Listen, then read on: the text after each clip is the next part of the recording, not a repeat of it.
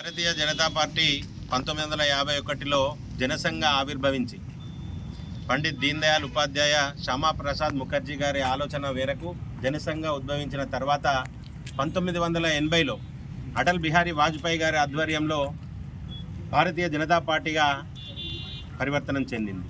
మరి అప్పటి నుండి ఇప్పటి వరకు 46 సంవత్సరాలు పూర్తి చేసుకొని 47వ సంవత్సరంలో అడుగుడుతున్న తరుణంలో మరి ఈరోజు రాజన్న సిరిసిల్ల జిల్లా కార్యాలయంలో భారతీయ జనతా పార్టీ యొక్క జెండా ఆవిష్కరణ చేయడం జరిగింది.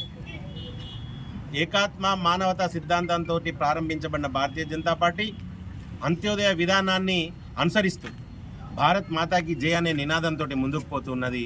2 ఎంపీ సీట్లతో ప్రారంభించిన ఈ ప్రారంభం ఈరోజు 282 సీట్లగాను అత్యధిక పార్లమెంటు సీట్లను సాధించి మరి అధికారంలో ఉన్నది. అదే రకంగా దేశంలో సుమారు 20 రాష్ట్రాల్లో అధికారంలో ఉన్న భారతీయ జనతా పార్టీ రానున్న రోజుల్లో కూడా తెలంగాణ రాష్ట్రంలో అధికారం దిశగా ముందుకు పోవాలని చెప్పి కోరుకుంటున్నాం. ప్రపంచంలోనే అత్యంత సభ్యత్వం ఉన్న పార్టీ భారతీయ జనతా పార్టీ. మరి ఈరోజు భారతదేశాన్ని విశ్వ విపణిలో విశ్వ గురువుగా ఉంచడానికి కోసం గౌరవనీయులు ప్రధానమంత్రి నరేంద్ర మోదీ గారి ఆధ్వర్యంలో ఏదైతే భారతదేశం ముందుకు పోతున్నదో అదే రకంగా రానున్న రోజుల్లో కూడా తెలంగాణ రాష్ట్రాన్ని భారతీయ జనతా పార్టీకి అధికారంలోకి వచ్చిన తర్వాత అభ్యుదయం దిశగా తీసుకుపోతామని తెలియజేస్తున్నాం. భారత్ మాతాకి జై.